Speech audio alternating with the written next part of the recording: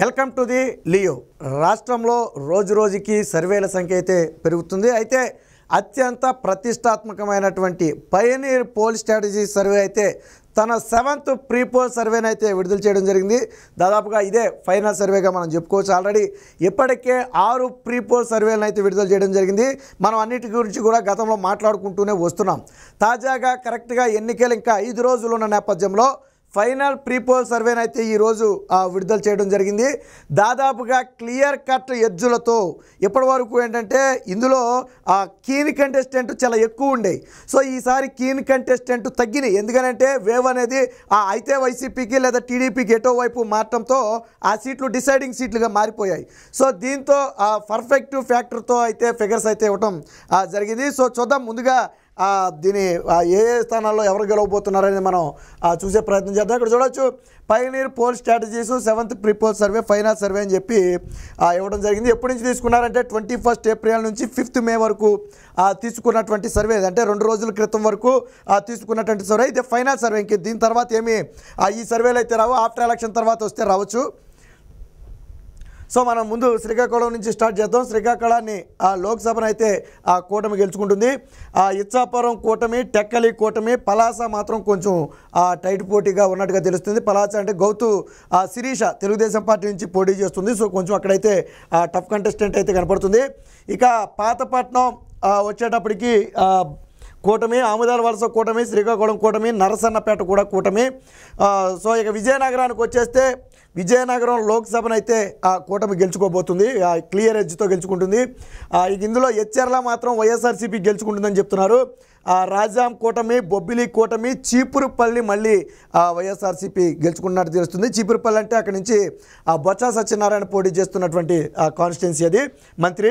So Gajapati నగరం keen contestant, Nellimarla మాత్రం keen contestant ఇప్పటివరకు ఏమీ చెప్పలేని పరిస్థితి. విజయనగరం మళ్ళీ కూటమి గెలుచుకోబోతుంది. ఇక అరకు వైసీపీకి ప్రధానంగా పట్టున్నటువంటి వాటిలో అరకు ప్రధానమైంది అని చెప్పుకోవచ్చు. అరకు లోక్సభను అయితే క్లియర్ ఎడ్జ్తో వైసీపీ కైవసం చేసుకోబోతుంది, అందులో డౌట్ లేదు. పాలకొండ మాత్రం ఒక కీన్ కంటెస్టెంట్ అయితే ఇక్కడ కనపడుతుంది ఎస్టీ వచ్చేటప్పటికి. కురుపాం వైఎస్ఆర్సీపీ, పార్వతీపురం వైఎస్ఆర్సీపీ, సాలూరు వైఎస్ఆర్సీపీ, అరకులోయ వైఎస్ఆర్సీపీ, పాడేరు కీన్ కంటెస్టెంట్ అయితే కనపడుతుంది. అలాగే రంపచోడవరం కీన్ కంటెస్టెంట్. గతంలో ఇవి వైసీపీకి కొద్దిగా ఎడ్జ్గా ఉన్నటువంటి సీట్లు. ఈ రెండు కూడా వైసీపీకి ఎడ్జ్గా ఉన్నటువంటి సీట్లు. బట్ ఇప్పుడు ఎడ్జ్ పోయి టైట్ పోటీ అయితే అవ్వడం జరిగింది. సో ఎన్నికల నాటికి అది ఏమవుతుందో ఎవరూ చెప్పలేని పరిస్థితి. సో అది పూర్తిగా వైసీపీకి పట్టు. ఇక విశాఖపట్నం అత్యంత కీలకమైన జిల్లా, జగన్మోహన్ రెడ్డి రాజధాని అని చెబుతున్నటువంటి ప్రధాన ప్రాంతం. సో ఈ విశాఖ పార్లమెంట్ని అయితే వన్ సైడ్గానే కూటమి గెలుచుకోబోతుంది. ఇక శృంగవరపు కోట కూటమి, భీమిలి కూటమి, విశాఖ తూర్పు కూటమి, దక్షిణం కూటమి, ఉత్తరం కూటమి, పశ్చిమం కూటమి 4 కూడా అంటే ఏదైతే 2019లో east west north south repeat అయిందో అంతవేవ్లో కూడా తెలుగుదేశం పార్టీ 4 సీట్లను గెలుచుకోవడం జరిగింది. సో ఇప్పుడు అదే సీమ్ను మళ్ళీ రిపీట్ కాబోతుందని చెప్పి ఇక్కడ తెలుస్తుంది. గాజువాక కూడా కూటమి గెలుచుకోబోతుంది. ఇక అనకాపల్లి వచ్చేటప్పటికి కూడా పార్లమెంట్ని అయితే కూటమి గెలుచుకోబోతుంది. చోడవరం మళ్ళీ కూటమి, మడుగుల మాత్రం వైఎస్ఆర్సీపీకే ఉన్నట్టుగా తెలుస్తుంది. అనకాపల్లి కూటమి, పెందుర్తి కూటమి, యలమంచిలి కూటమి, పాయకరావుపేట టీడీపీ మహిళా అధ్యక్షురాలుగా ఉన్నటువంటి అనిత అయితే గెలవబోతుంది. ఇక్కడ నుంచి నర్సీపట్నం సీనియర్ నేత అయ్యన్న పోత్రుడు కూడా ఇక్కడ నుంచి అయితే ఈజీగా గెలవబోతున్నారు. ఇక్కడ వారు వన్ సైడ్ నర్సీపట్నంలో. సో అది పరిస్థితి. ఇక కాకినాడకు వచ్చేటప్పటికి తుని వైఎస్ఆర్సీపీకే ఉంది. ఇది మొదటి నుంచి కూడా వైఎస్ఆర్సీపీకి కొంచెం ఎడ్జ్ ఉన్నటువంటి ప్రాంతం. ప్రస్తుతానికి అది స్టిల్ కొనసాగుతుంది. ప్రతిపాడు కూటమి, పిఠాపురం పవన్ కళ్యాణ్ పోటీ చేస్తున్నటువంటి పిఠాపురంలో భారీ మెజార్టీతో కూటమి గెలవబోతుంది.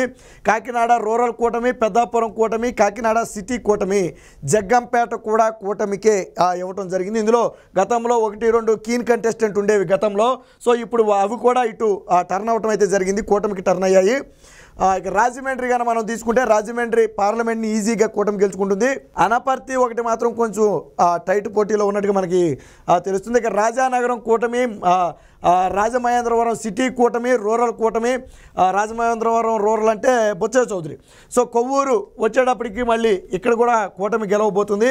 నిడదవోలు కూటమి, గోపాలపురం మళ్ళీ కీన్ కంటెస్టెంట్ అయితే కనపడుతుంది. గోపాలపురం అంటే ప్రస్తుతానికి వైఎస్ఆర్సీపీ నుంచి హోంమంత్రిగా ఉన్నటువంటి తానేటి వనిత అయితే పోటీ చేస్తున్నటువంటి కాన్స్టిట్యున్సీ. గతంలో కొవ్వూరు నుంచి పోటీ చేసినటువంటి అనిత ఇప్పుడు గోపాలపురం నుంచి పోటీ చేస్తుంది. ఇక్కడ ఉన్నటువంటి క్యాండిడేట్ మళ్ళీ కొవ్వూరుకి అయితే వెళ్ళడం జరిగింది. సో ఎలాగ అక్కడ క్యాండిడేట్ ఓడిపోతాడు.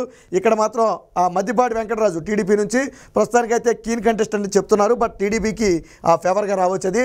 ఇక అమలాపురాన్ని మనం తీసుకుంటే అమలాపురం లోక్సభను అయితే కూటమి ఈజీగా గెలుచుకుంటుంది. రామచంద్రాపురం ఒకటి మాత్రం కీన్ కంటెస్ట్ అని చెప్తున్నారు. ముమ్మిడివరం కూటమి, అమలాపురం కూటమి, రాజోలు కూటమి, గన్నవరం కూటమి, కొత్తపేట కూటమి, మండపేట కూటమి దాదాపుగా ఈ ఒక కీన్ కంటెస్టెంట్ మినహాయిస్తే మిగిలిందంతా కూడా క్లీన్ స్వీప్ అని చెప్పుకోవచ్చు. ఇక నర్సాపూర్ వచ్చేటప్పటికి లోక్సభను అయితే టీడీపీ ఈజీగా అంటే కూటమి ఈజీగా గెలుచుకోబోతుంది. ఇక ఆచంట నర్సాపురం నుంచి ప్రస్తుతానికి బీజేపీ పోటీ చేస్తున్నట్టుంది ఎంపీకి. సో ఆచంటకు వచ్చేటప్పటికి కూటమి గెలుస్తుంది. పాలకోలు నిమ్మల రామానాయుడు భారీ మెజార్టీతో గెలవబోతున్నాడు టీడీపీ నుంచి. నరసాపురం కూటమి, భీమవరం కూటమి, ఉండి కూటమి, తణుకు కూటమి, తాడేపల్లిగూడెం కూటమి. సో ఉండి వచ్చేటప్పటికి మనకి త్రిపులార్ అయితే రఘురామకృష్ణరాజు అయితే పోటీ చేస్తున్నాడు. ఆయన కూటమి నుంచి అయితే గెలవబోతున్నాడు. మొన్నటి వరకు తాడేపల్లిగూడెం కొంచెం కీన్ కంటెస్టెంట్లో ఉండేది.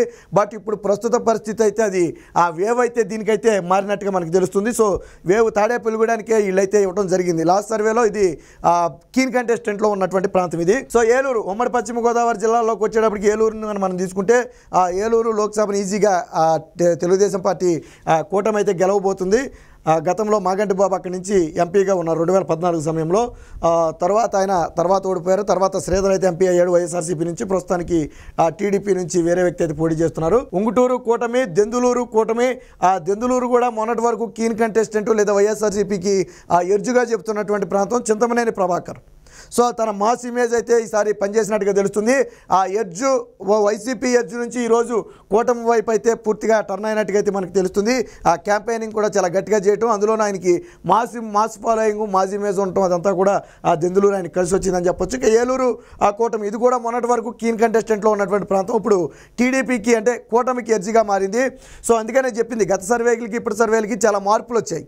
సో ఇప్పుడు పోలవరం మాత్రం ప్రస్తుతానికి వైఎస్ఆర్సీపీగా ఉన్నట్టుగా తెలుస్తుంది. బట్ క్షేత్రస్థాయిలో అయితే తెలుగుదేశం పార్టీ ఉమ్మడిగా కలిసి పనిచేస్తున్నట్టుగా తెలుస్తుంది. బట్ ప్రస్తుతానికి ఏళ్ళ సర్వేలో మాత్రం వైఎస్ఆర్సీపీకే స్వల్ప మెజార్టీతో గెలిచే అవకాశం ఉందని చెప్తున్నారు. భారీ మెజార్టీ అయితే ఏముండదు, స్వల్ప మెజార్టీ మేబీ 4-5 వేల మెజార్టీ లోపే ఉండవచ్చు అనేది నా అంచనా. ఒకవేళ ఆ పార్టీ గెలిచినా ఈ పార్టీ గెలిచినా మేబీ 4-5 వేలకు మించి అయితే ఉండకపోవచ్చు అనేది నా అంచనా. సో చింతలపూడి వచ్చేటప్పటికి కూటమికి కనపడుతుంది. నూజివీడు ఆ కూటమి, కైకులూరు కూడా ఆ కూటమికే కనపడుతుంది. ఇక మచిలీపట్నం లోక్సభను అయితే కూటమి గెలుచుకోబోతుంది.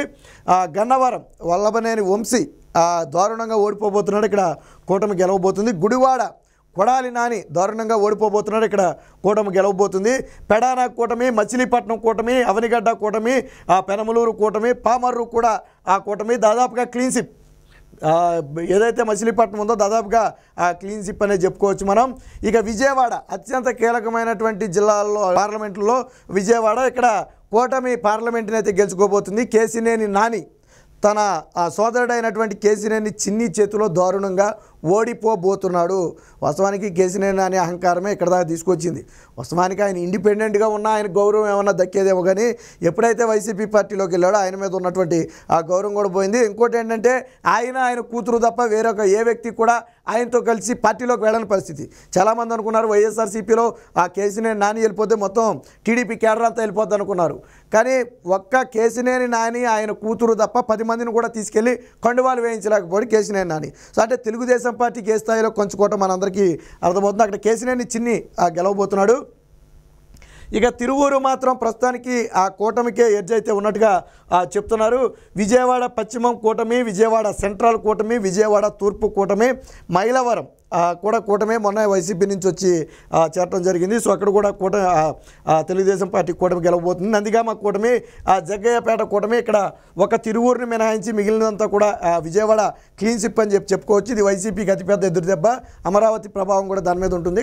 ఇకపోతే మరొక కీలకమైనటువంటి పార్లమెంటు గుంటూరు, ఇక్కడ ఈజీగా కూటమి అయితే గెలవబోతుంది. పెమ్మాని చంద్రశేఖర్ అయితే తుఫాను వేగంతో అయితే ఆయన దూసుకుపోతున్నారు. భారీ మెజార్టీ 1,500,000 పైన మెజార్టీ అని కూడా చెప్తున్న పరిస్థితి.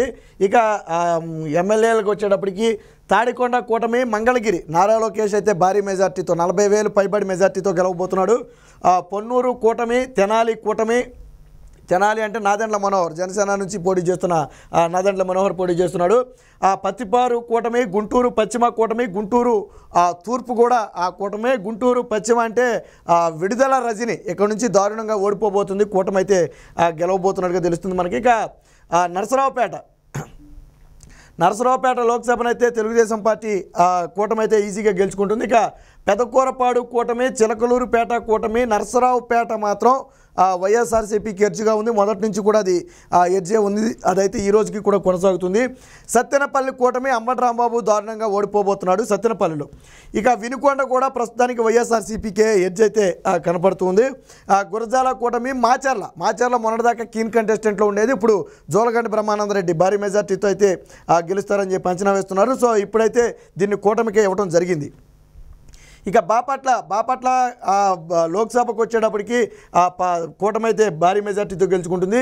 ఇక వేమూరు కూటమి, రేపల్లె కూటమి, బాపట్ల మాత్రం వైఎస్ఆర్సీపీకే ఎర్జీ కనపడుతుంది. ఇక పర్చూరు కూటమి, అద్దంకి కూటమి, గొట్టిపాటి రవికుమార్ భారీ మెజార్టీతో గెలవబోతున్నాడు. చీరాల కూటమి, సంతనూతనలపాడు కూడా ఆ కూటమి అయితే గెలుచుకుంటుంది. ఇకపోతే ఒంగోలు పార్లమెంట్ని అయితే కూటమి గెలుచుకుంటుంది.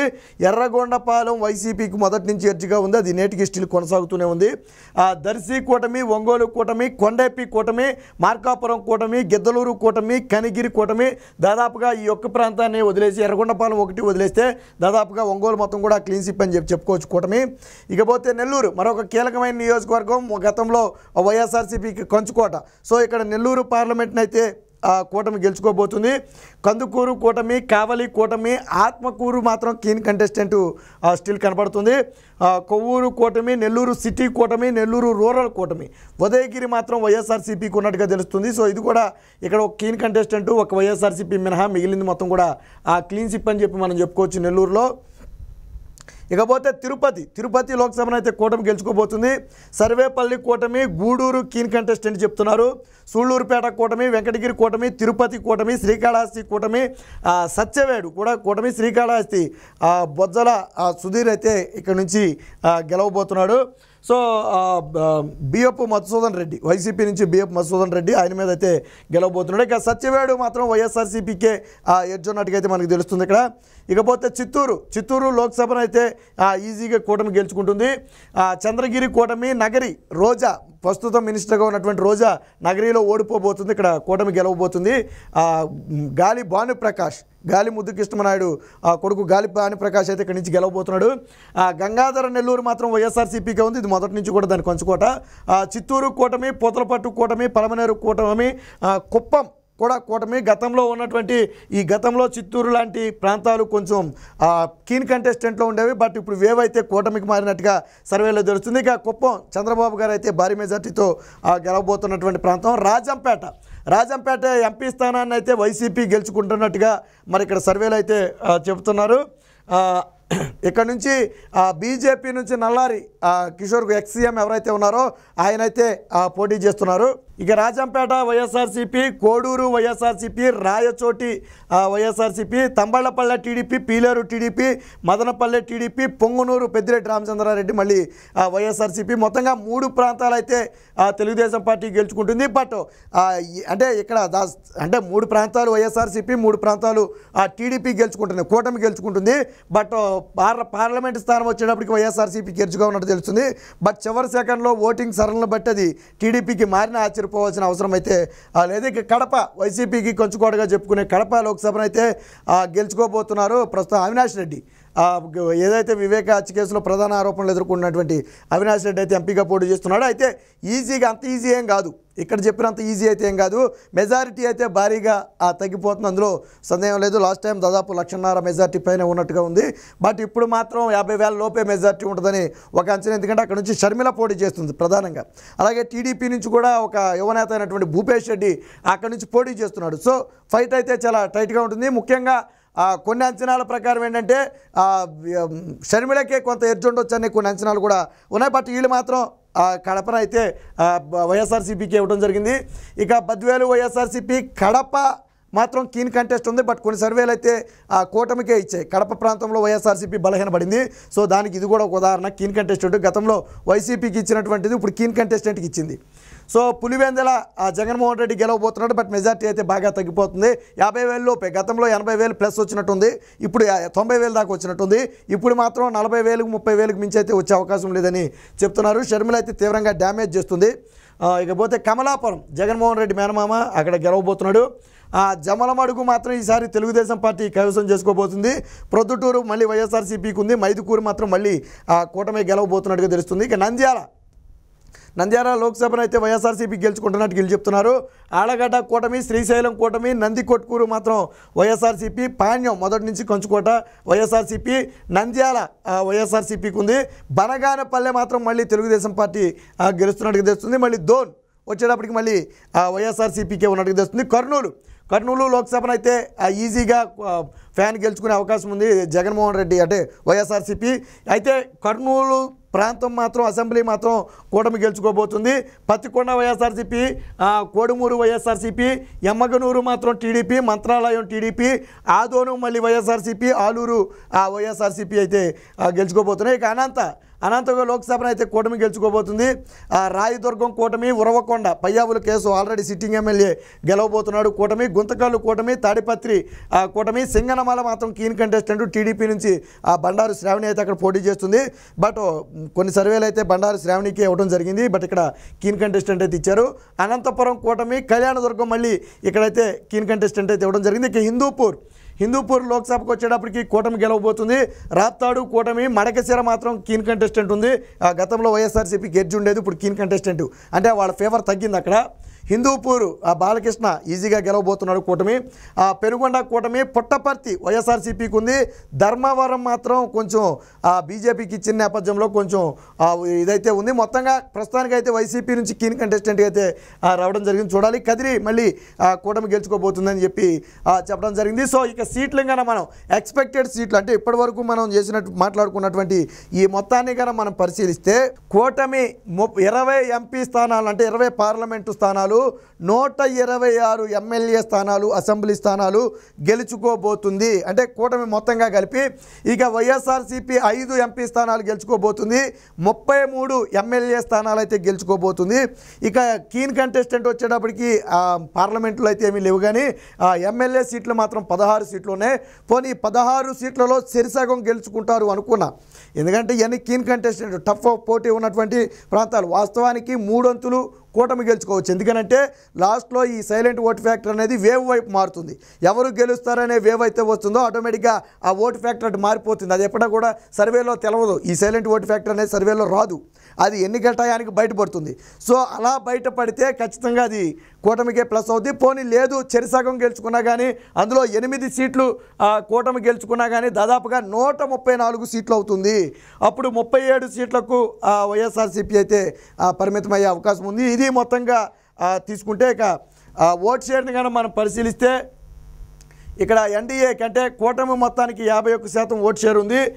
వైసీపీకి 43% ఓట్ షేర్ ఉంది. అంటే దాదాపుగా 50% ఓట్ షేర్ నుంచి 7% ఓట్ షేర్ అయితే కోల్పోయింది. కాంగ్రెస్ పార్టీకి ఒక 4% ఓట్ షేర్ రావచ్చు. షర్మిల ప్రభావం కొంత కనపడుతుంది. అదర్స్కి అయితే 2% ఓట్ షేర్ అయితే వస్తుంది. సో ఈ శాంపిల్స్ అన్ని ఎన్ని తీసుకున్నారు, ఎలా తీసుకున్నారు అనేది కూడా దాదాపుగా శాంపిల్ సైజు 48,000 తీసుకున్నట్టు.